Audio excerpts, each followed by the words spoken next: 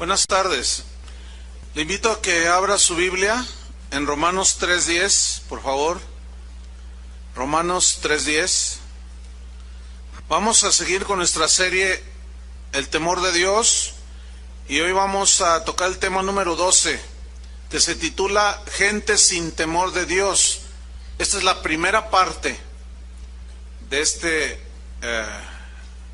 tema de hoy, gente sin temor de Dios. Parte número 1.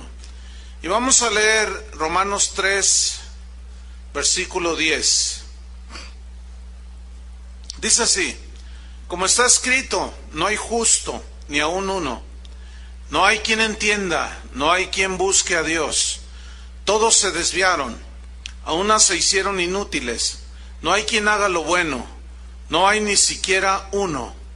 Sepulcro abierto es su garganta, con su lengua engañan, veneno de áspides hay debajo de sus labios. Su boca está llena de maldición y de amargura, sus pies se apresuran para derramar sangre.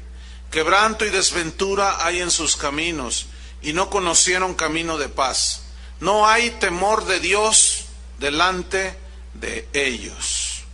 Esos textos que acabamos de leer nos revelan el carácter de la gente que no tiene temor de Dios. Y cuando la gente no tiene temor de Dios, sus vidas se convierten en un desenfreno total. Nada los detiene. Ellos hacen lo que bien les da en gana, se burlan de Dios, se entregan a la inmoralidad, la maldad es su corona, van camino al infierno y a la condenación eterna. Y en estos versículos que vamos a estudiar, nos revelan por lo menos 14 características de la gente que no tiene temor de Dios. Y hoy vamos a vernos en el espejo de la palabra de Dios, porque la palabra de Dios es como un espejo, ¿sí?, en el cual nos reflejamos.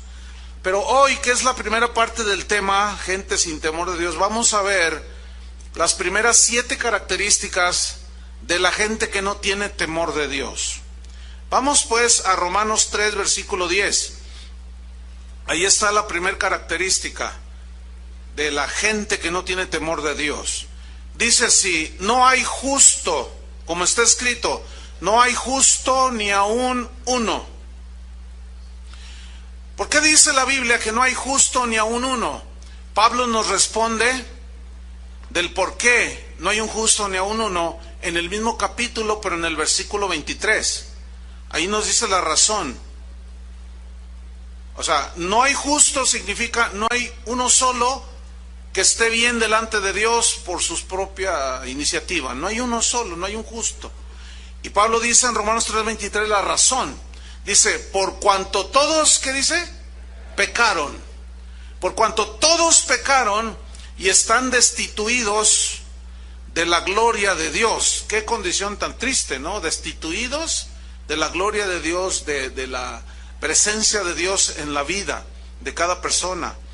Y aquí las palabras a estudiar en el versículo 23 es todos pecaron, pero en sí la palabra pecaron.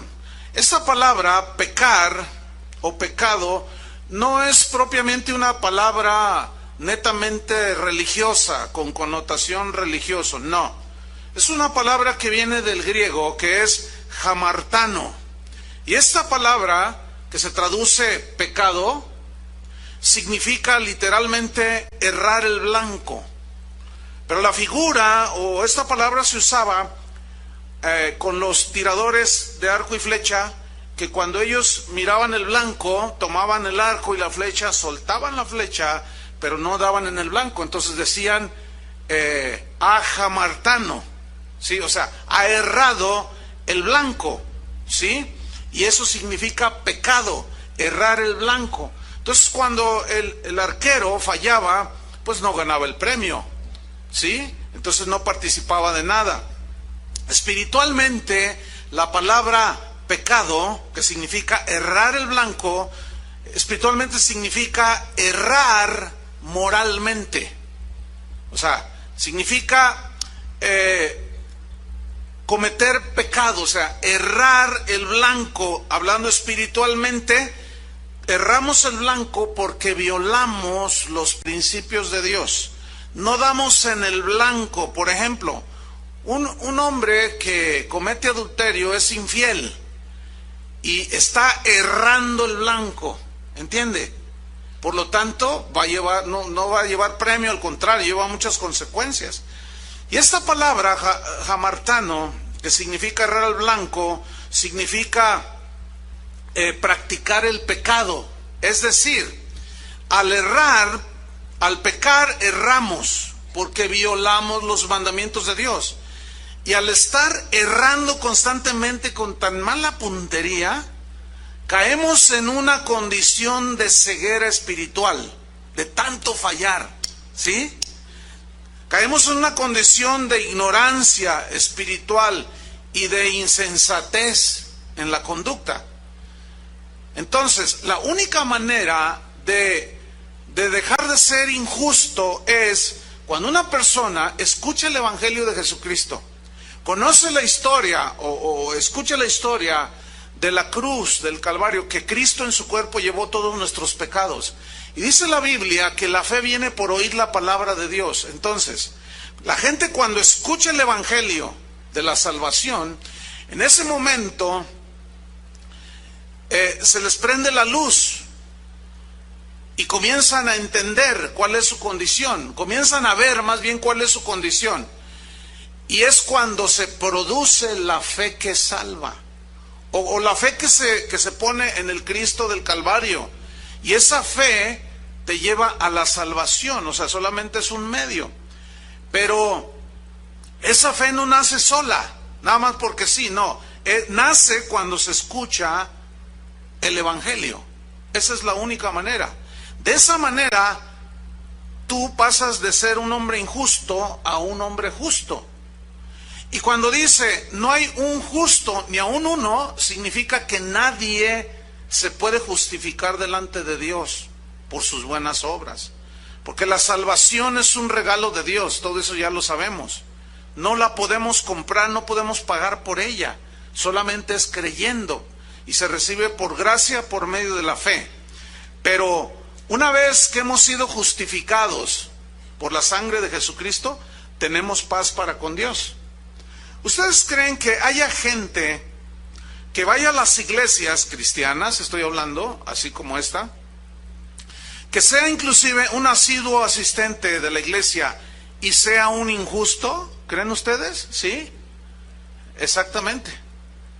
Se da esa posibilidad de gente que llena las iglesias, participa, pero nunca lavaron sus pecados en la sangre de Cristo. Por lo tanto, siguen en esa injusticia, en esa condición de pecado. Y al seguir en esa condición de oscuridad, de pecado, por estar errando continuamente, aunque canten unos cantitos, lean algún versículo por ahí, al seguir errando nos lleva a lo que sería la segunda característica de la gente que no tiene temor de Dios. Está en el versículo 11. Dice, no hay quien entienda. No hay quien entienda. ¿Cuál fue la número 1? No hay un justo, ni aun uno. Número 2, no hay quien entienda. Y aquí la palabra a estudiar es precisamente esta palabra, quien entienda. Y este vocablo, esta palabra, entender, se deriva de un término griego que significa comprender en la mente. No hay quien comprenda en su razón. Se puede leer así. Significa también actuar racionalmente, o sea, conforme a la razón, a la inteligencia, ¿sí? También significa con entendimiento, actuar con entendimiento de las cosas. También significa actuar pensando juiciosamente con sensatez. Ahora, lo que el versículo dice es, no hay quien comprenda en su mente. No actúan racionalmente, no actúan con entendimiento, con juicio, con sensatez, no entienden así. Y en 1 Corintios, si abre su Biblia, 2:14, allí nos habla precisamente de la condición en la que se nos encontramos al nacer, la condición en la que nos encontramos al nacer y el por qué no percibimos las cosas que son del Espíritu de Dios. ¿Ya lo tiene? Entonces, no podemos entender porque no hemos sido lavados con la sangre de Cristo. Pero los que hemos sido lavados con la sangre de Cristo podemos discernir y entender. Miren lo que dice aquí. 1 Corintios 2:14 dice, pero el hombre natural, ya les explicaré qué significa hombre natural, no percibe las cosas que son del Espíritu de Dios. Aquí percibir significa discernir, ¿sí? No las capta, ¿sí? Porque para él son locura y no las puede entender. Fíjense qué situación tan dramática, ¿eh? No las puede entender. No sé con usted qué pasó cuando le predicaron el Evangelio. Muchas cosas dije, ay, no es para tanto. Y se te hacían locura. Oye, entonces, dicen algunos, entonces si yo me hago cristiano ya no voy a poder irme con los amigos, ya no voy a poder ir a los casinos, ya no me voy a poder ir a los antros, a las fiestas y ponerme mis borracheras de vez en cuando, ya no voy a poder hacer nada de eso. Entonces tú le dices, no, eso es lo que justamente está llevando al infierno. Ah, no, qué tontería dices. Si eso es lo bueno, esa es la vida. ¿Sabes por qué dices eso? Porque eres un hombre natural. Ahora, ¿qué significa hombre natural? La palabra natural viene de un término griego que se usa aquí en el Nuevo Testamento y es el término sujikos, que se refiere a la naturaleza más baja o bestial del ser humano. ¿Cuál es la naturaleza más baja o bestial? La naturaleza pecaminosa, aquella que tiene la inclinación a estar pecando, pero también significa naturaleza animal, ¿sí? Y sensual. La naturaleza sensual es todo aquello que tiene que ver con los sentidos puramente naturales. No les importa absolutamente nada que no sea de los sentidos naturales, ¿sí? La gente todo quiere ver, quieren oír, quieren tocar, quieren sentir. Y esa es su vida. Vamos a tal espectáculo para ver. Me gusta esta droga porque me hace sentir. Veo esas películas porque están así, porque me gusta verlas. A mí me gusta oír esto, me gusta comer esto, me gusta palpar aquello. Ese es el hombre sensual. La palabra sensualidad se refiere a los sentidos naturales. Eso lo vemos en el mundo, ¿sí? La sensualidad en todo su esplendor. ¿Por qué en la televisión para anunciarte unos chicles te sacan una chica desnuda o semidesnuda? Porque la gente ve, ¿entiende? Y eso es de los sentidos. Ese es el hombre natural, sensual, animal, natural completamente. No va más allá de un nivel más que el natural. Y la Biblia nos enseña que hay un hombre espiritual. El hombre espiritual es el que nace de nuevo y ahora ya valora las cosas espirituales, las compara con las naturales y por eso deja toda esa vida de sensualidad. ¿Por qué? Porque ahora ya encontró las riquezas en Cristo. Ahora, el hombre natural, una de las definiciones es animal bestial. ¿Por qué esta definición tan fuerte? Porque los animales, ellos reaccionan por instinto. Ellos no razonan como nosotros. Los animales no tienen un raciocinio como el de nosotros. Y yo he hecho algunas experimentos. Yo tengo un perrito, se llama Bambino. Es un French Poodle ya viejito, de casi 13 años, pero todavía ladra. Pero el perrito, yo hice este experimento. Yo le dije a mis hijos, y allí estábamos, dije, miren, yo voy a hablarle al perrito muy tiernamente, y van a ver cómo él va a reaccionar a mis palabras tiernas. Pero esas palabras tiernas que le voy a decir son palabras despreciativas. Pero fíjense cómo va a reaccionar el perrito. Entonces le dije, Bambino, ven para acá, eres el perro más feo de la colonia. Te huele mal el hociquillo que tienes. Tienes tu pelo hecho un lío. Eres el más insignificante de los perros. Y el perrito me movía la colita. O sea, él no entiende lo que yo le estoy diciendo. Está reaccionando por instinto. Nada más. Pero luego hice lo contrario. Y ahora le voy a decir palabras bonitas, pero en un tono fuerte. ¡Bambi! Y reacciona, ¿no? El Bambi. Ven para acá, tú eres el perro más hermoso de esta colonia. Tanto que te compro tus croquetas.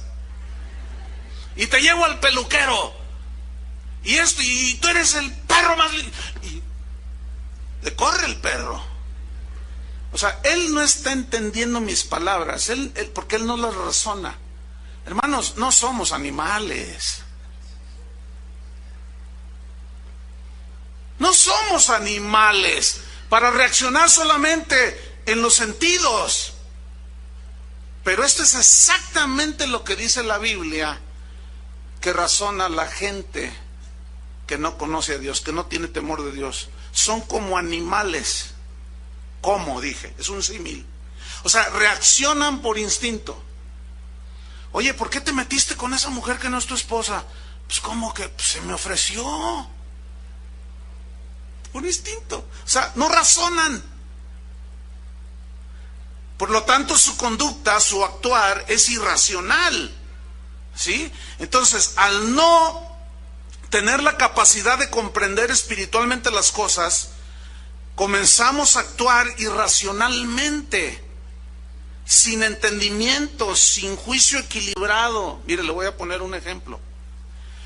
El homosexualismo y el lesbianismo es un actuar irracional. ¿Por qué irracional? Sin un juicio certero. Mire, cuando usted nació, a su mamá le dijeron, ¿usted ha tenido qué? Los hombres dijeron un niño, las mujeres dijeron una niña. Ahora, cuando los bebés nacen idénticos. Usted ve un niño y una niña, se ven idénticos, ¿sí o no? No tienen pelo largo, el niño no nace con bigote ni barba de candado. No. Están idénticos. Ahora, ¿cómo es que saben que es un niño o una niña? Por lo que tienen allí. Así de simple, hermano. Lo ven, dicen, este es un niño. Ahora, el médico no se equivoca. ¿Sí o no? Ahora, ese niño comienza a crecer. Y bueno, pues es un niño. Tiene el miembro sexual que tiene un niño, y una niña tiene su equivalente también. Pero luego a los 17 años, a los 18 años, de pronto empieza a decir el muchacho. Dice, yo ya voy a salir del closet, dice, pues ¿estabas encerrado? Sí. Es que yo estoy atrapado, soy una mujer atrapada en el cuerpo de un hombre, dice.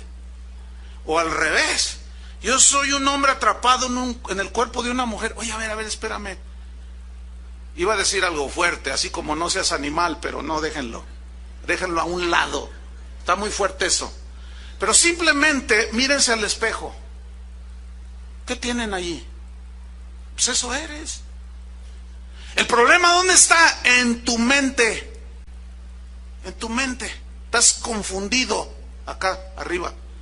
¿Por qué? Porque no hay quien entienda. Al no entender, al no usar la razón, y la razón con los mandamientos de Dios, hermanos, la ley moral de Dios, empatan perfectamente. No está peleada la razón con la palabra de Dios, con la ley moral de Dios, los mandamientos de Dios, pero para nada. Pero lo mismo sucede con el adúltero, Lo mismo sucede con el ladrón y con el mentiroso. Es irracional cuando un hombre se mete con una mujer que no es su esposa. ¿Por qué es irracional? Porque no razonó. No razonó, y por lo tanto su conducta es como la de un animal. La de un perro callejero que ve que una perrita anda en celo y va detrás de ella, y un montón de perros detrás de ella. Así son los animales, o sea, no razonan. Pero los seres humanos, Dios nos dio raciocinio, hermanos. No somos animales, aunque desgraciadamente muchos se conducen como animales. No utilizan la razón. Y lo mismo le sucede al ladrón. O sea, no razona con cordura. Sabe que no le pertenece ese auto, sin embargo se lo roba. Entonces está cometiendo un acto irracional porque va en contra de la razón. Porque sabe perfectamente que lo agarra la policía y lo mete a la cárcel. O lo descubre el dueño y le mete un balazo. O sea, sabe a todo lo que se está arriesgando. Pero si pensara con racionalidad, con entendimiento, entonces su conducta sería diferente. Lo mismo sucede con el mentiroso o con el idólatra. Déjeme decirle, la idolatría es de lo más irracional que hay. Le voy a explicar brevemente. Yo quiero adorar a San Pillín de los Palotes. Fue el primero que se me ocurrió. Entonces yo me voy aquí al bosque, encuentro allí un cedro grandote, bonito, y lo corto. Y empiezo a darle forma y le pongo carita de yo no fui. Y luego le pongo un vestidito, le pongo sus zapatitos de charol. Y su capita de medio de Superman y Batman. Y luego lo más irracional que yo pueda hacer o que un ser humano puede hacer es cortar un tronco o juntar yeso, darle forma, ponerlo allí enfrente el tronco y luego hincármele. Y lo más irracional todavía es hablarle al tronco. Y todavía lo más irracional es creer que el tronco me escucha. Y lo más irracional, creer que un pedazo de madera me va a hacer un milagro. O sea, nada más irracional. Tienes que estar de plano totalmente ciego. Ahora, ¿cuánta idolatría hay? Hay un montón de idolatría. Hay gente que tiene doctorados en las universidades, maestrías, sin embargo, adoran ídolos.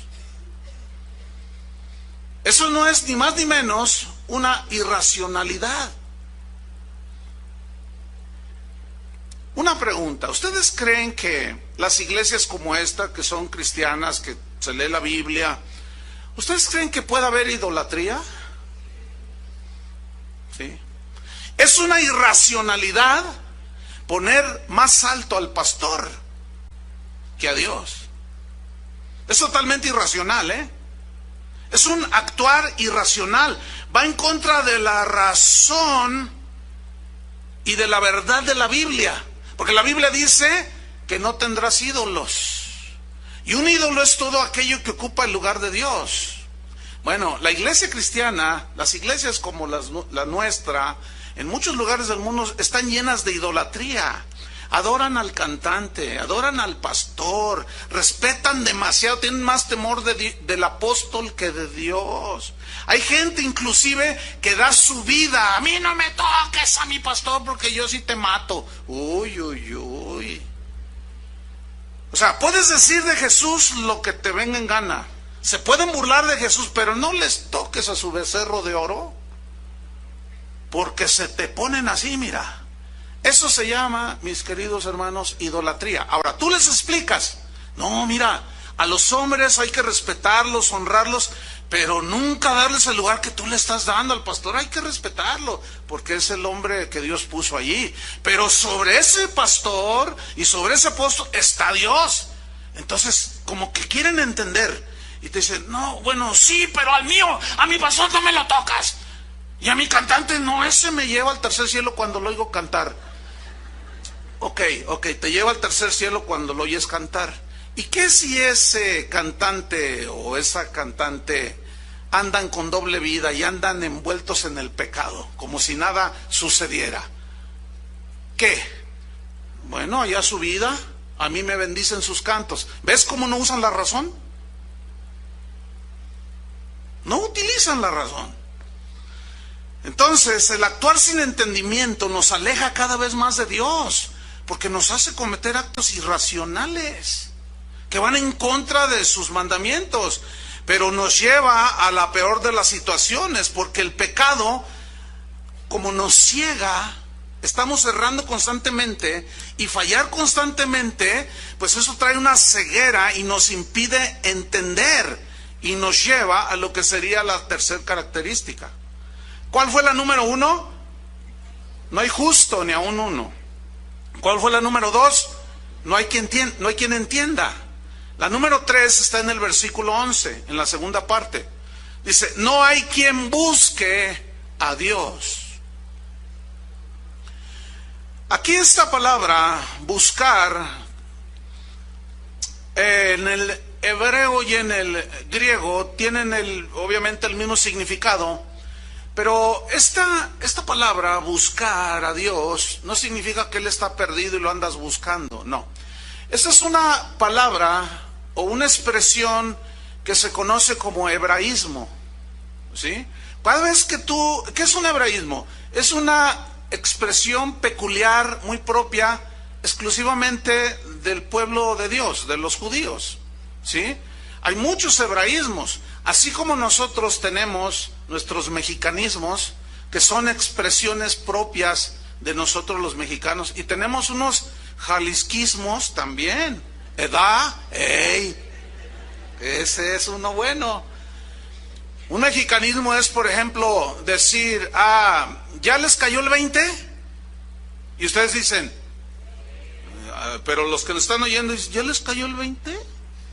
¿Qué se imaginarán? ¿Un billete de 20 pesos? Entonces van a decir, allá en casa de oración les caen billetes de 20 pesos.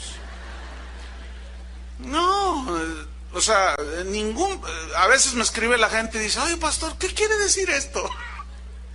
Son mexicanismos, son expresiones propias, nada más nosotros las entendemos.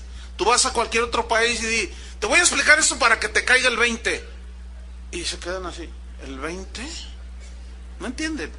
Ese es un mexicanismo. Bueno, la palabra buscar a Dios es un hebraísmo que significa procurar continuamente a Dios.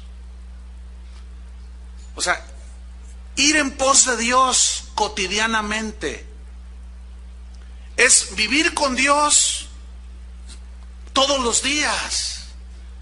No como algunos que tienen en su auto, allá en el baúl, dicen en algunos países, en la cajuela, decimos nosotros, tenemos lo que es la rueda de refacción, que esa nada más lo utilizamos cuando la otra rueda se pincha o se desinfla, acá decimos se poncha, y nos acordamos y decimos, la llanta de refacción, ¿verdad? Entonces nos bajamos y sacamos la llanta de refacción, y muchos tienen a Dios como llanta de refacción. Nada más cuando se les poncha se acuerdan de Dios. O sea, viven su vida como si Dios no existiera, pero los corren del trabajo, los corretean los pandilleros, les roban el auto, qué sé yo, se enferman y vienen con cara del santo pillín. Y vienen, quieren utilizar a Dios como su llanta de refacción. Hermanos, eso no es cristianismo. Eso no es buscar a Dios. Buscar a Dios es vivir con Él cada día. Entonces, no hay quien busque a Dios. O sea, ¿dónde están los que continuamente viven con Dios? ¿Dónde están? Se ven muy poco. Pero también este hebraísmo, buscar a Dios, significa adorar. Adorar a Dios. Pero esa adoración no se refiere al cantar. Esa es una mínima parte. Sino se refiere a una clase de vida. Como tú te conduces en esta vida, con entendimiento, con inteligencia, con raciocismo, ¿sí? Con la razón de acuerdo a la ley moral de Dios. Entonces, cuando dice, no hay quien busque a Dios, habla, no hay quien viva una vida de adoración continua, que lo demuestre con su vida. ¿Dónde están? Hay una historia en el Evangelio de Juan, capítulo 4, que se conoce como la historia de Jesús y la samaritana. ¿La han oído? ¿Alguna vez la han leído, no? Déjeme así brevemente narrársela. Jesús llega y se sienta junto a un pozo. Y llega una mujer con un cántaro. Esta era samaritana. a sacar agua del pozo. Entonces Jesús le dice, mujer, dame de beber. Y la mujer le dice, no, ¿cómo? Tú no debes hablarme a mí. Judíos y samaritanos no nos tratamos. Tenían pleito los judíos y los samaritanos, ancestrales, por diversas razones. Se peleaban entre sí. Entonces Jesús le dice, mira, si tú vuelves a beber de esta agua de este pozo, del agua de este pozo, tú volverás a tener sed. Pero si tú bebes del agua que yo te daré, no tendrás sed jamás. Entonces, noten lo natural de la mujer, nada más lo sensitivo de la mujer. Dice, tú no, el pozo es hondo y no tienes cómo sacar el agua. ¿De dónde tienes agua viva? O sea, todavía no entendía nada, ¿cierto? Ok. Después le dice Jesús, mira, el agua que yo te daré es un agua que te va a calmar la sed de andar buscando por todos lados. Entonces la mujer le dice, Señor, bueno, dame de esa agua para que no tenga yo que volver a venir a sacar agua de aquí. Todavía seguía bien tapadita la señora. No entendía nada de lo que Jesús le estaba diciendo. Y así hay mucha gente, Les estás explicando. Es muy posible que aquí hay gente, yo estoy explicando esto, nomás no les... porque están tan ciegos. Bueno, entonces la mujer le dice, bueno, dame de esa agua para que no tenga yo que venir a sacar de esta agua de aquí. Y Jesús le dice, ok, ¿quieres agua? Sí. Dice, ve y trae a tu marido. Y justamente Jesús toca el punto más débil de la mujer samaritana. Entonces la mujer le dice, no tengo marido. Y Jesús le responde, bien has dicho, no tengo marido. Y Jesús le dice, porque 5 has tenido, y el que ahora tienes no es tu marido. 5 más 1 son 6. Esa señora, de verdad que le daba vuelo a la hilacha. Ese es un mexicanismo. Significa que hacía todo lo que quería. Bueno, esa señora había pasado por los brazos de 6 hombres. Primero fue 1, después fue 2, después 3, 4, 5, y seguía insatisfecha. Y seguía quitándole maridos a otras señoras. Era una que se catalogaría como una cualquiera quitamaridos, ¿cierto? Pero yo quiero que observen que en la historia de Juan 4, después la leen en su casa, cuando Jesús le toca el punto de su pecado, y si tú y yo nos queremos acercar a Dios, Él siempre va a tocar el punto de nuestros pecados. No hay otra manera.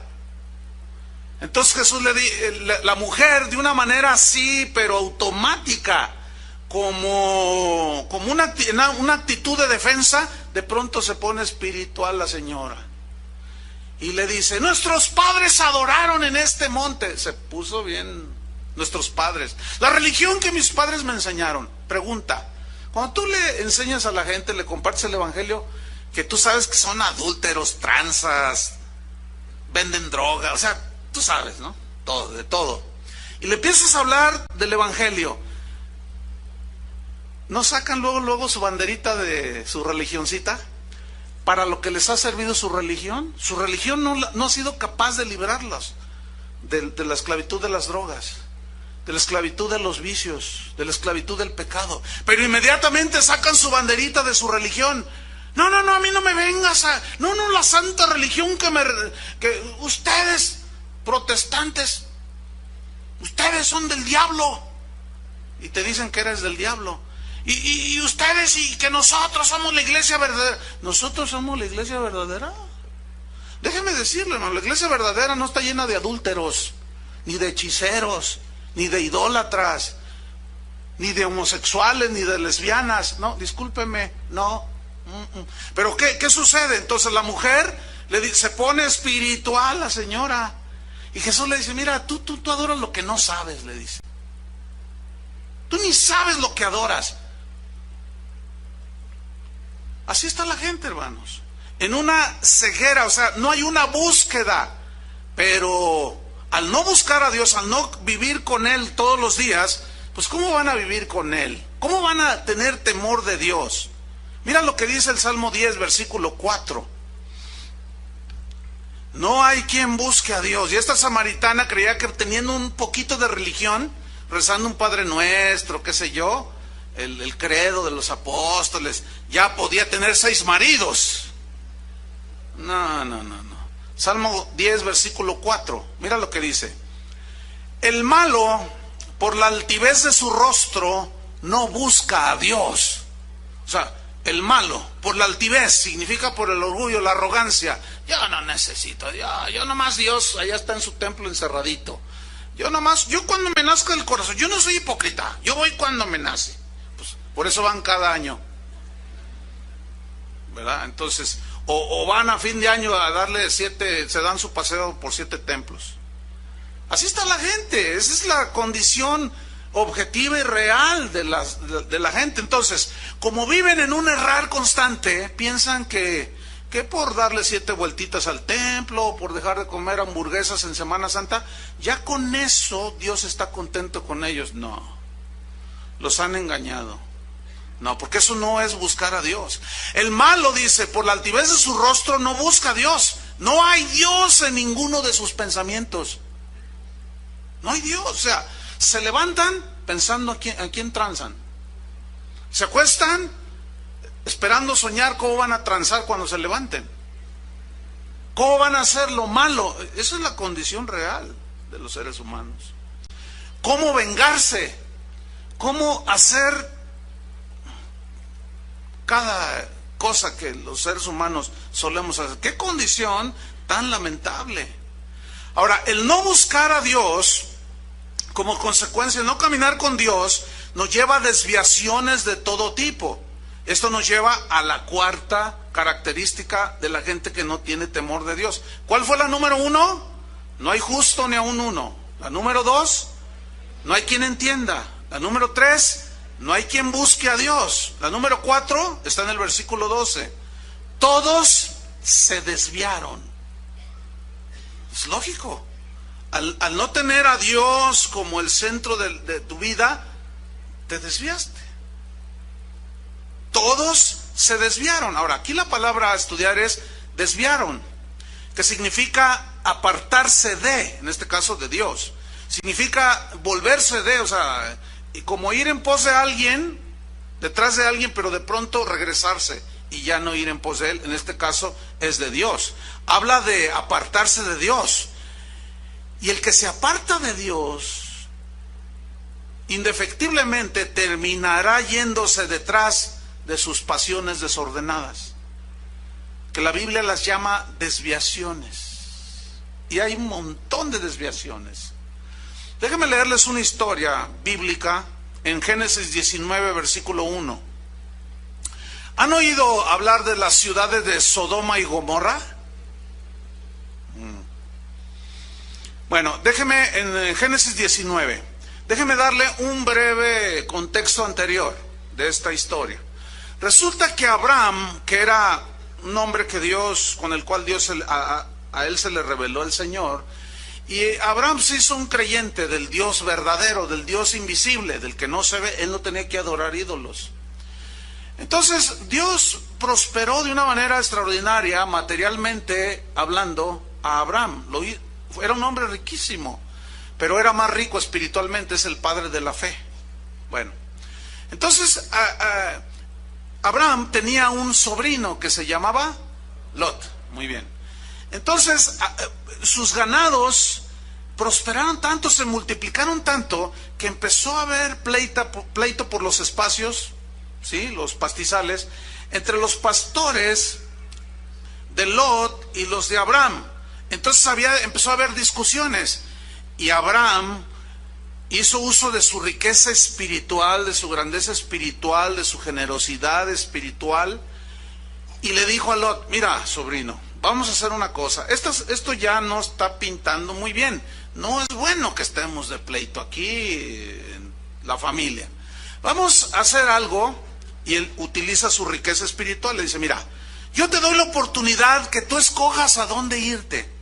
Si tú te vas al sur, yo me voy al norte. Si te vas al este, yo me voy al oeste. O sea, vamos en lados opuestos, la tierra es amplia, dice. y es muy rica para apacentar y aguantar a todos y proveer para todos. Entonces Lot, cuando le dice eso a su tío Abraham, dice, entonces me das la oportunidad de escoge a donde quieras ir. Y dice que sus ojos se pusieron en una llanura donde estaba situada Sodoma y Gomorra. Ahora, Lot es el típico, es el símbolo, o representa de una manera alegórica al cristiano que sí, bueno, cree en el Señor, pero siempre está viendo nada más lo sensitivo. Sentir, oír, tocar, gustar, y ve lo que le gusta y se le queda ahí. Y no razona. Y así era Lot. O sea, era creyente en Dios, pero algo en él lo hacía inclinarse hacia lo sensual nada más. Entonces vio aquella llanura y dijo, no hombre, mira nada más que pastos. Dice, no, pues aquí me voy a hacer más rico. Pero él no tomó en cuenta que, porque la Biblia dice que puso su tienda o su habitación junto a las ciudades de Sodoma y Gomorra, y los hombres de esas dos ciudades eran perversos en gran manera. Y él no se fijó en eso. Él se fijó en lo que veía. Y él se fijó en su ambición de decir, no hombre, aquí esta tierra está muy buena, muy rica. Aquí voy a aumentar mis riquezas. Ustedes saben que finalmente Lot perdió a su esposa. ¿Se acuerdan? ¿Por qué? Porque fue más sensitivo. Más de la carne, decimos nosotros. Total, Dios le dice a Abraham, Dios le dice a Lot que se le revela a Lot de alguna manera aquí por medio de esta historia, y Dios decide traer juicio sobre Sodoma y Gomorra a causa de la maldad de los hombres de Sodoma y Gomorra, y envía dos ángeles que tienen la habilidad de tomar forma humana. Lot no sabía que eran ángeles. Vamos a leer la historia. Génesis 19:1. Vamos a ver, estamos hablando de que alejarnos de Dios nos lleva a todo tipo de desviaciones. Y vean, llegaron pues los dos ángeles a Sodoma a la caída de la tarde, y Lot estaba sentado a la puerta de Sodoma. Y viéndolos Lot se levantó a recibirlos y se inclinó hacia el suelo. Era una costumbre oriental.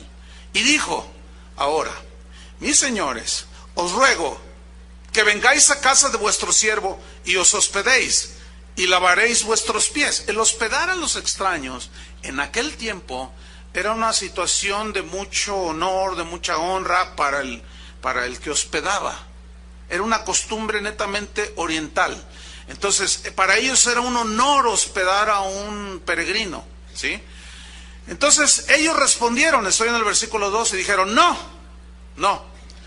que en la calle nos quedaremos esta noche. Ellos iban con una encomienda a destruir Sodoma y Gomorra, versículo 3. Mas él porfió con ellos mucho. Finalmente fueron con él y entraron en su casa. Y les hizo banquete, y coció panes sin levadura, les hizo una birria, etcétera, ¿no? Y comieron los ángeles, dice, versículo 4. Pero antes que se acostasen, rodearon la casa. ¿Quiénes rodearon la casa? ¿Qué dice ahí? ¿Qué es su nombre? Bueno, todavía por si alguno tiene duda, rodearon la casa los hombres de la ciudad, los varones. ¿Qué es un varón? A ver, levanten su mano los varones. Si no la levantan voy a pensar. Bueno, no hay duda lo que es su nombre, o sea, un varón.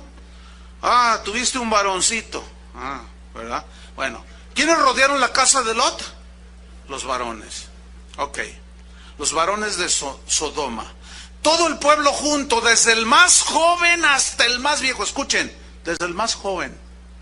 Aquí se refiere a jovencitos de 11, 12, 13, 14 en adelante. Fíjate, en Sodoma ya habían salido del closet a los 12 años. Fíjate la liberalidad en la cual vivían ellos, el libertinaje en el que vivían. O sea, se juntaron todos los del pueblo de Sodoma, desde los más chiquitines, adolescentes, hasta los más viejos. ¿Te imaginas un viejo setentón ahí? ¿Y qué iban a hacer? Desde el más chiquillo hasta el más viejo. Vea la perversidad. Vea las desviaciones de esta gente. Versículo 5. Y llamaron a Lot y le dijeron: ¿dónde están los varones que vinieron a ti esta noche?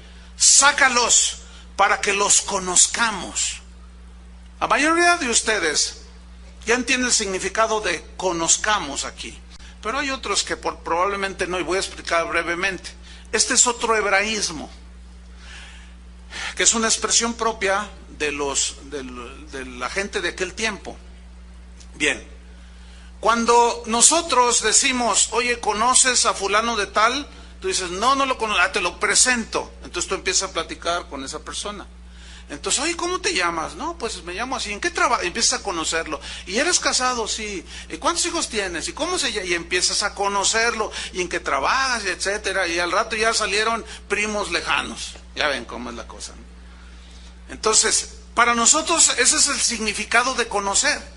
Pero en el hebreo la palabra conozcamos significa, tiene varios significados, pero uno de ellos, que es el que se aplica aquí, es: sácalos para violarlos sexualmente. Eso significa. El versículo 6 y 7 nos demuestran que efectivamente eso significa. Vean, versículos 6 y 7. Entonces Lot salió a ellos a la puerta y cerró tras sí la puerta y dijo: no, no entren. Versículo 7, y dijo: os ruego, hermanos míos, que no hagáis tal maldad. O sea, en el contexto nuestro, conocer a alguien no es una maldad, ¿verdad que no?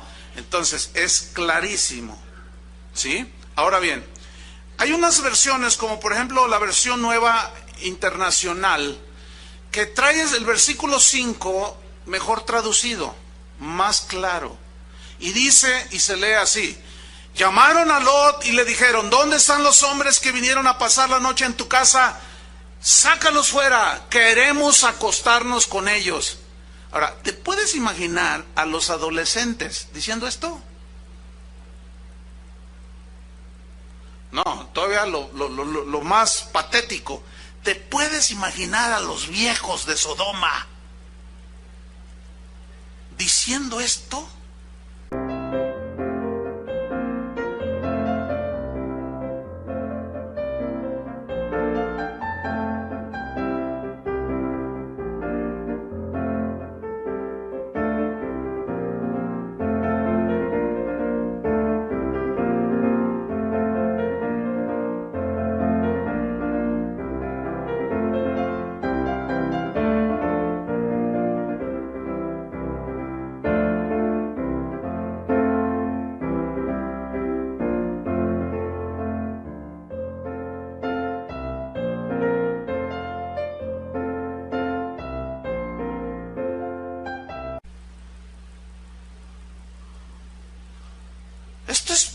Esto es totalmente irracional, vergonzoso.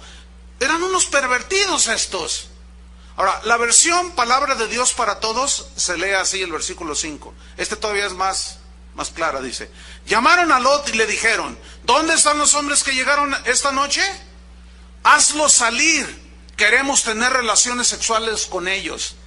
Imagínate a tu hijo de 12 años diciendo eso allá en la calle. Imagínate a tu hijo de 14 años. Oiga, señora, su hijo anda violando a otro muchacho allá afuera. ¿Te puedes imaginar? O sea, así como que suena tan burdo, tan fuerte, tan desagradable. Ahora, imagínate los viejitos queriendo tener prácticas sexuales, homosexuales. Esta gente terminó siendo desaparecida del mapa por Dios. ¿Por qué? Porque Dios aborrece el pecado y las desviaciones. Estas son de las peores desviaciones que hay en la raza humana. Porque es tal la irracionalidad. Estos no solo habían pervertido las relaciones santas entre un hombre y una mujer, sino que aparte ya se fueron al extremo. esta gente, desde el más joven hasta el más viejo. Qué triste condición. Ahora, todo esto lleva a los seres humanos a arruinar todo, y esto nos lleva al quinto punto, o la quinta característica de las 7 que estamos viendo. ¿Cuál fue la número 1? No hay justo ni aun uno. Número 2, no hay quien entienda. Número 3, no hay quien busque a Dios. Número 4, todos se desviaron. Y número 5 está en el versículo 12 también, en la segunda parte. A una se hicieron inútiles. Pero este no es en el sentido que Paquita, la del barrio, lo dice. No. Porque aquí la palabra inútiles viene de un término griego, difícil de pronunciar, se las debo, que significa arruinar todo, significa estropear, significa dar la idea de tocar algo y arruinarlo, descomponer todo. Eso significa, a una se hicieron inútiles. En otras palabras, también se lee así: todos arruinaron sus vidas, estropearon sus corazones, sus mentes las corrompieron, se quedaron inutilizados. Déjame ponerle un ejemplo. Los matrimonios homosexuales arruinan el concepto de familia. Claro, yo entiendo perfectamente que si alguien de mente liberal y así, con pensamientos modernos, oye lo que estoy diciendo, y probable hay gente aquí de esta clase, dicen, ese pastor es un retrógrada, mente estrecha, cerrada, pobre tipo. Bueno, usted dígame lo que quiera. Dígame que soy hermano del Bambi. Dígame lo que usted quiera. A mí no me interesa nada, porque a fin de cuentas lo que yo diga no va a juzgar a nada ni a nadie, sino la misma palabra. ¿Me explico? Pero esto es lo que dice la Biblia. Son desviaciones, son perversiones. Entonces vamos a usar un poquitito nada más, poquitito, el razonamiento. Ok. Bueno, allá en el Distrito Federal, pues como que los políticos están usando su raciocinio para permitir que una pareja de lesbianas o de homosexuales adopten un niño. Entonces vamos a poner este ejemplo, vamos a razonar poquito. Ahí está un niño adoptado de bebé, ¿sí? 2 hombres, y el niño empieza a crecer. Entonces al niño lo llevan al kinder, y pues lo ven llegar con un hombre y luego después con otro. Entonces dicen, ¿quién es? Es mi, ¿qué va a decir el niño? Es mi papá. Y luego al otro día lo lleva el otro. ¿Y ese quién es? Ya ven los niños cómo preguntan, ¿no? Y dice, pues es mi papá. Y los niños usan más el cerebro, los niños. A ver, oigan, este tiene 2 papaces. A ver, otra vez, ¿quién te trajo hoy? Mi papá. Y ayer mi papá tiene 2 papaces. Entonces el niño llega, oye,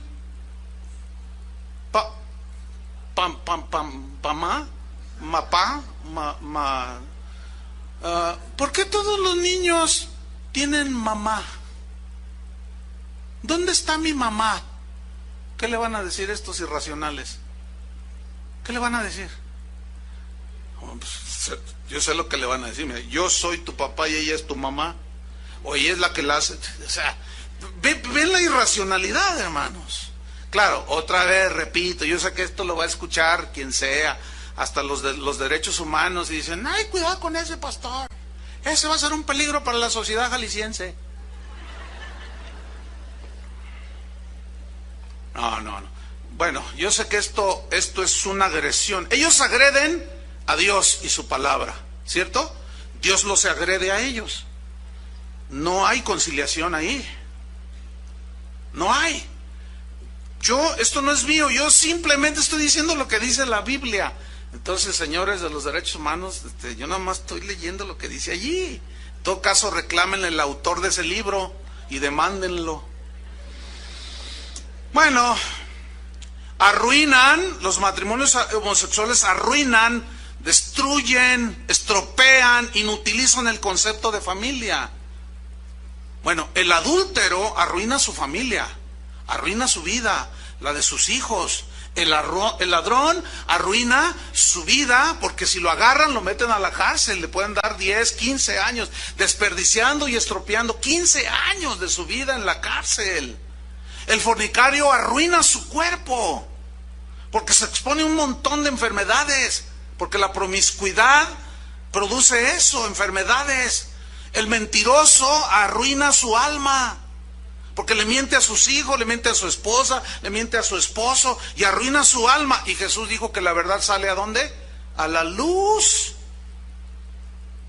Y queda en vergüenza el mentiroso y al rato ya no sabe qué decir ni qué hacer y arruina y corrompe sus pensamientos y su alma.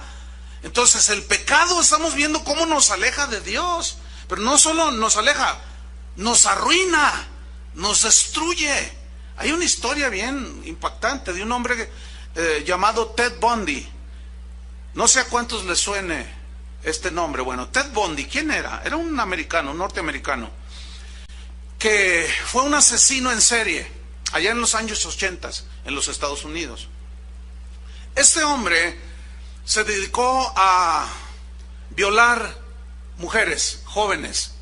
Las violaba, las secuestraba, las violaba. Si duraba una semana con ellas, 15 días, todos los días las violaba y violentamente, y después las asesinaba.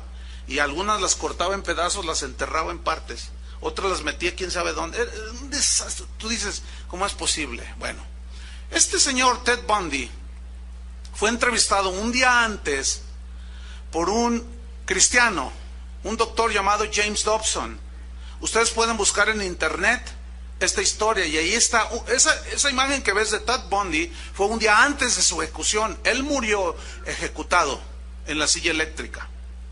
Bueno, en ese video él le pregunta al señor Dobson, le pregunta, oye, ¿cómo fue que tú empezaste? ¿Cómo piensas tú que inició esa inclinación a violar mujeres y a después asesinarlas? Y el hombre respondió, pongan mucha atención, varones sobre todo.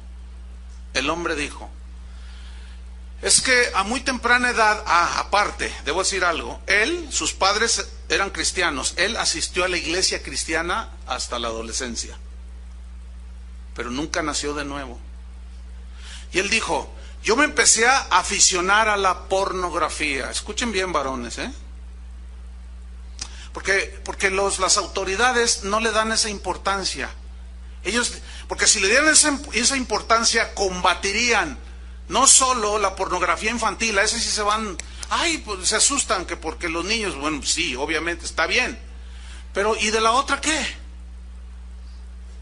Bueno, es que cada quien hace lo que le da su gana, tenemos libertad para hacer. Esa es la banderita que esgrimen mucho, la de mis derechos. Déjenme ilustrarles esto y lo ridículo de esa banderita. De mi libertad, y yo puedo hacer lo que quiero de mi vida, yo puedo hacer de mi vida lo que quiero, porque esa es la bandera que esgrimen muchos. Yo hago de mi vida lo que me da mi gana y nadie me puede impedir, y yo vivo como quiero, dicen ellos, ¿no? Así con un ímpetu y un fervor digno de aplaudirse. Bueno, déjame ilustrárselo. Yo tengo en mi cartera una licencia o un permiso de conducir un auto. ¿Quién me otorgó ese permiso? El Estado. Entonces, una vez con esa licencia en mi poder y tengo un auto, yo soy libre de hacer lo que quiera e ir a donde quiera, ¿sí o no? Yo soy libre de subir una vaca a mi carro. ¿Quién me puede decir que no? Yo soy libre, ahorita si yo quisiera me bajo, agarro mi auto y me voy a Puerto Vallarta. Nadie me puede impedir que yo vaya desde Chiapas hasta Tijuana. Yo puedo ir a donde me da mi gana y es una libertad y un derecho. Y nadie me puede decir, ¿a dónde vas? Pues voy acá a Manzanillo, a Puerto Vallarta. ¿Y por qué vas allí? Pues ¿qué te interesa? Le voy a decir. ¿De cuándo acá uno tiene que dar cuentas a dónde va? A mí el Estado, tengo permiso de manejar y ir a donde quiera. Ok, el Estado me dio permiso. Tengo libertad de ir a donde yo quiera, de tener el auto que quiera, pero escúchenme, esa libertad y ese permiso que me da el Estado de conducir un auto, me autoriza a ir a 180 kilómetros por hora en el periférico, o aquí por la de Federalismo, y voy a 180 kilómetros por hora y de pronto va atravesando una familia que van a ver a las marionetas gigantes. Y va el papá con su mamá y sus 3 hijitos de la mano, y ahí va el que tiene la libertad de hacer lo que le da su gana con su auto, y los arrolla. Y a los 5 los mato. La policía me va a detener. ¿Qué voy a esgrimir? Mi banderita. ¿Qué? Espérame, es mi derecho ir a donde yo quiera y como quiera y a la hora que quiera y a la velocidad que quiera. En ese momento dice, no, espérame, señor, espérame. Usted tiene autorización de conducir su automóvil.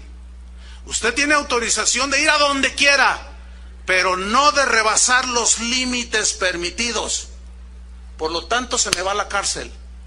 Ok, para todos aquellos que esgrimen su banderita, yo hago de mi vida lo que quiero. Hago lo que me da mi gana. Ese es el mismo argumento. ¿Qué le van a decir a Dios? Sí, tú tenías libertad para todo, pero había límites, mi estimado. Tu esposa solamente. Lo ajeno no era tuyo. No, pero que no vale ese argumento. ¿Se fijan ya? Ya salió a la luz. Ya quedó expuesto. No es un argumento racional, equilibrado. Es un argumento torpe. Sin embargo, habrá quien siga insistiendo, yo hago de mi vida lo que quiera. Haz de tu vida lo que quieras. Pero un día vas a... allá en los Estados Unidos, el otro día íbamos allá con un pastor, con Ernesto, y me dice, mira, fíjate bien, era como 4 esquinas. Y me dice, mira, fíjate bien allí, ¿qué ves? Le digo, no, pues no veo nada. No, mira eso, eran cámaras. Dice, mira, todas esas son cámaras. No se ven. Dice, pero están dirigidas de tal manera que si tú te pasas el alto o vas en siga y excedes el límite de velocidad, te toman una fotografía y te llega el ticket a tu casa y te llega, dice, una multa de $1,200 y tú dices, ay Dios, no, yo no fui, y ahí está la foto y toman de todos lados, toman la foto porque se dispara automáticamente los que se pasan un alto y los que van a exceso de velocidad y no puedes decir no. Bueno, ¿sabes que Dios ve todo? Y que tiene una Sony, pero de esas... Tú vas a decir, no, es que yo eso no, ¿cómo no? Mira, ahí te va tu ticket. Mira, aquí está la foto. Mira, aquí está el video. No os hagáis, dice el Señor. Por más que quieras evadirte, no se puede. No, si no nos podemos evadir ya de la tecnología y todo sale, imagínate de Dios. Bueno, Ted Bundy, mis queridos hermanos, fue ejecutado el 24 de enero de 1989, una muerte trágica, electrocutado, la pena capital le aplicaron a este hombre. ¿Y todo por qué? Por su desviación. ¿Cómo se originó esa desviación? Adiccionándose a la pornografía. Mucho ojo. Hay muchos hogares dentro de las iglesias afectados porque el varón mayormente es aficionado a la pornografía. O le paran o le siguen. Y tú puedes decir otra vez, pero no me atrapa a mí. Cuando yo quiero la dejo. Eso dicen todos los drogadictos. Eso dicen todos los adictos. Y de pronto ya no pueden salir de allí. El único que te puede sacar de allí es Jesucristo. Qué tremendo, ¿no? Entonces, al no entender, abandonamos a Dios, no lo buscamos, y esto nos desvía, toda clase de desviaciones hacen un desastre, nos lleva a la ruina, nuestra vida es un desastre, y la caída al vacío sigue sin detenerse, y esto nos lleva al punto número 6. ¿Cuál fue el número 1? No hay justo ni aun uno. El número 2, no hay quien entienda, no hay quien busque a Dios. El 3, el 4, todos se desviaron. El 5, a una estropearon todo, se hicieron inútiles. La número 6 está en el versículo 12, en la tercera parte. No hay quien haga lo bueno, no hay siquiera uno. Este verbo o esta frase, no hay quien haga lo bueno, significa que no puede practicar la vida justa delante de Dios, porque pues cómo, si no camina con Él, si no tiene entendimiento, no hay temor de Dios, entonces sus caminos son torcidos, no son rectos. Alguien que camina haciendo lo bueno, una vez que Jesús ya vino a tu corazón, ¿a cuántos ya llegó Jesús a su corazón?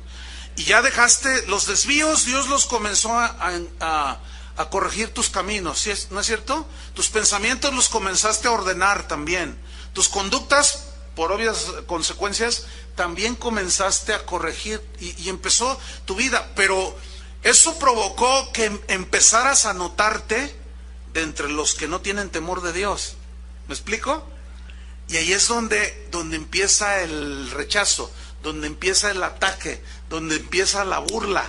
Ahí es donde... Y es cuando, no sé cuántos de ustedes se han sentido en algún momento, se han sentido como que son solos, como que, se siente como en una isla. Bueno, hubo un hombre llamado Elías. Ese hombre era un hombre de Dios tremendo, obediente, un hombre poderoso en su caminar, un hombre santo. Y dice la Biblia que se enfrentó a unos profetas de un ídolo que se llamaba Baal. Y los desafió, y hay una historia muy tremenda allí, y Dios se reveló a él, se manifestó, y se reveló como el Dios de Elías. Pero hubo un momento en que el profeta dijo, solo yo he quedado. O sea, era tan escasa la gente que buscaba a Dios, era tan evidente las desviaciones que había en la gente de ese tiempo, era tan evidente la idolatría, era tan evidente la perversión sexual, todo. No buscaban a Dios, no entendían, todos desviados, que Elías dijo, solo yo he quedado. Pero Dios le dijo, no, Elías, no. Yo me he reservado a 7,000 que no han doblado sus rodillas ante ese ídolo abominable Baal, tampoco le han besado los pies.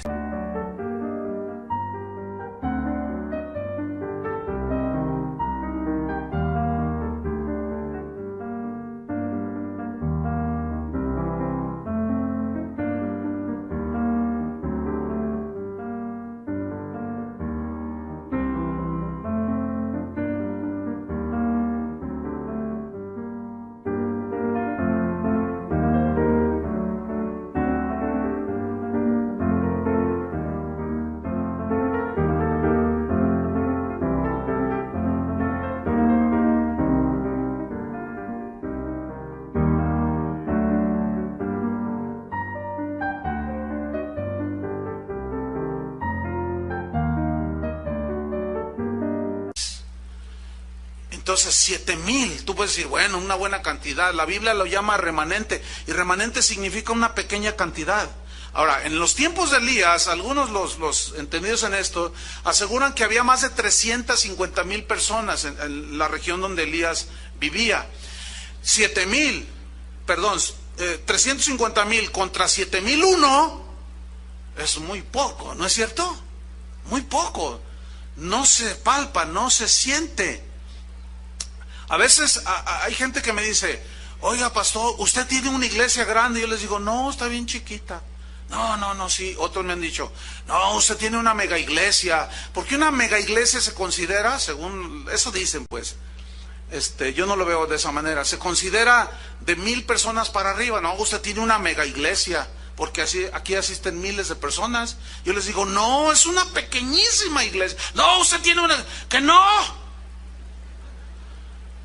La zona metropolitana de Guadalajara tiene aproximadamente 5 millones de habitantes, ¿sí o no?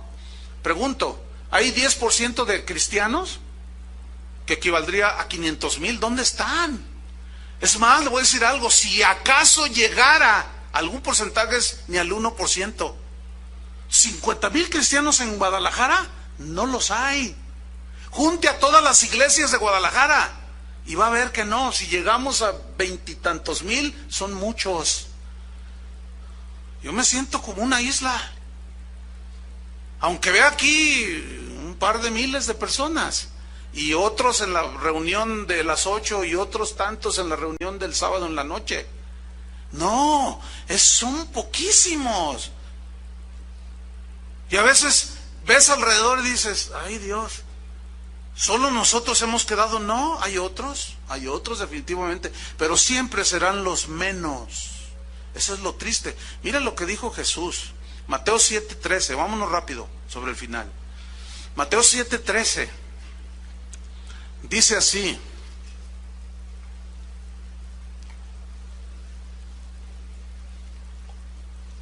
dice, entrad por la puerta estrecha, porque ancha es la puerta y espacioso el camino que lleva a la perdición. ¿Cómo es el camino que lleva a la perdición? Espacioso. Significa donde te dejan hacer lo que tú quieras, donde tu arena gana. Donde tú puedes hacer lo que tú quieras. Se vale de todo, hermanos. Dios es amor, gloria a Dios. Pero escúchenme, no es verdad. Pregunta, ¿ustedes creen que haya iglesias que caminen el camino espacioso? Pero enteritas muchas de ellas. Y van camino a la perdición.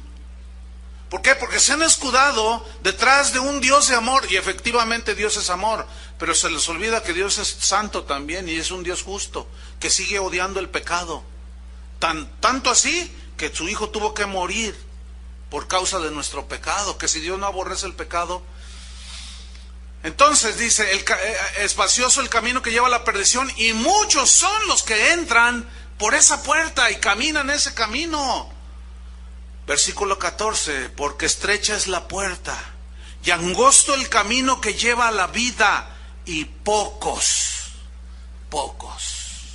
son los que la hallan. ¿Tú te inclinas ante Baal? ¿Te postras ante el mundo? ¿Andas en tus sentidos puramente naturales, animales? ¿Cómo? Bueno, yo les dije al principio que nos íbamos a ver en el espejo de la palabra de Dios.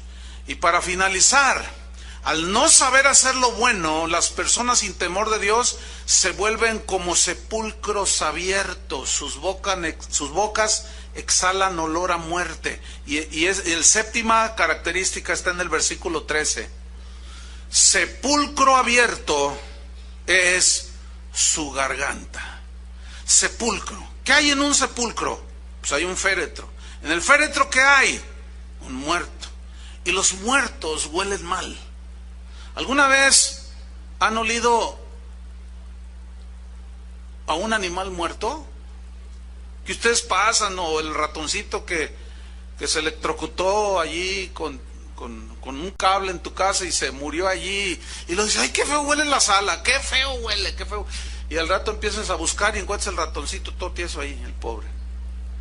Pero qué feo huele, un ratoncito. Escúchame bien, lo que dice aquí, sepulcro abierto, que huele mal, es ¿qué? Su garganta, su boca. Aquellos que no tienen temor de Dios, cuando hablan, es como la exhalación pestilente de una tumba vacía, dijo un hombre santo de la antigüedad. Voy a repetir, aquellos que no tienen temor de Dios, cuando hablan es como la exhalación pestilencial de una tumba abierta. Mire, se lo voy a ilustrar con esto. Usted se come un kilo de camarones al mojo de ajo. Entonces usted se deleita y todo. Entonces llega a su casa y le da un beso a su esposa y le dice a su esposa, ay viejo, ¿qué comiste? ¿Por qué, vieja? Dice, ay, traes un tufo espantoso. Le dice, ay, pues comí camarones al mojo de ajo. Entonces dice, ay, pero ahorita me lavo la boca. Entonces va y se lava bien. Entonces él cree que con lavarse los dientes, aunque se los lave 20 veces, el tufo no se quita. Porque ese tufo viene de adentro. Entonces se llega otra vez con su esposa y le quiere dar un beso y se comió 20 pastillas de chicles de menta. ¿Cuántos saben que no se quita? ¿Por qué no se quita? Porque viene acá dentro, está acá dentro depositado los 25 ajos que te comiste. Entonces tienes un tufo espantoso. Cuando yo no era cristiano tenía un amigo que era cocinero y se la pasaba comiendo ajos fritos. Y él así los freía así un puñote, cocinando y comiendo. Tal era su penetración que cuando él ya tenía el humor de ajo, espantoso. Entonces una vez nos invitaron a una fiesta y vamos a la fiesta y que no sé qué y sabe cuánto. Entonces yo le dije, oye, saca a bailar a una muchacha. Entonces dice, no quieren bailar conmigo, no sé por qué. Le dije, yo sí te voy a decir por qué. Apestas horrible. Y luego tomaba. No, hombre, olvídate, esa combinación es un tufo infernal. Escúchenme bien, hermanos. Miren lo que dice Mateo 12:34. Mateo 12:34.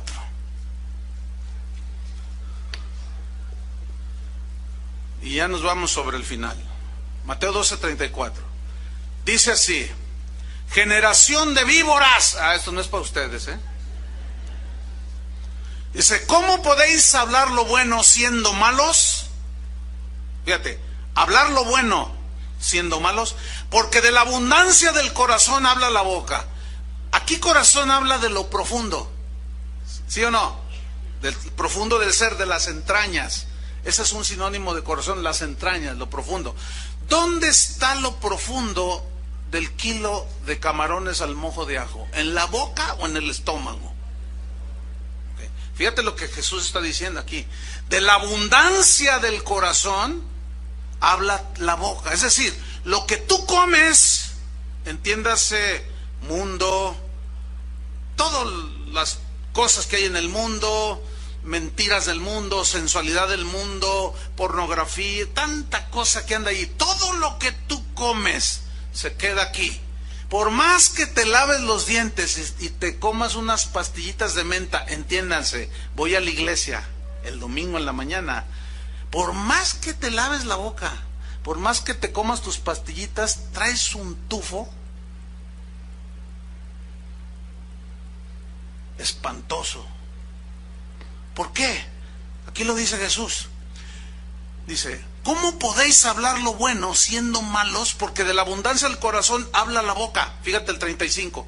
El hombre bueno aquí significa el hombre redimido, lavado con la sangre de Cristo, que ahora se alimenta de la palabra de Dios, se alimenta, está en la adoración con Dios, camina continuamente con Dios. Fíjate lo que dice, el hombre bueno del buen tesoro del corazón saca buenas cosas, y el hombre malo del mal tesoro saca malas cosas. Aquí la palabra saca buenas cosas, saca malas cosas. En el griego la palabra saca da una idea de una reacción de hablar espontáneo. Por ejemplo, el hombre bueno, el hombre malo, cuando le dicen, oye, fíjate que te chocaron tu carro que estaba estacionado, tales por cuales de la quién sabe qué, porque eso lo saca espontáneo, no se tiene que esforzar. ¿Por qué? Porque de eso está lleno acá, ¿sí? Sepulcro abierto es que su garganta, todo es muerte lo que habla, podredumbre, tufo feo, ¿sí? Ok. Dice, pero el hombre bueno, del buen tesoro de su corazón saca lo bueno. ¿Qué significa?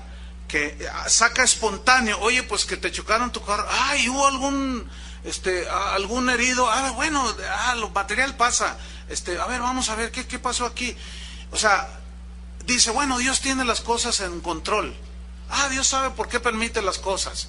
O sea, su hablar es diferente. ¿Me explico? Pero ¿por qué su hablar es diferente del hombre bueno? Porque está alimentado ¿con qué? Con alimento que no da un tufo desagradable. Creo que me están entendiendo, ¿verdad que sí? Se les va a quedar eso del tufo. Mira lo que dice el versículo 36.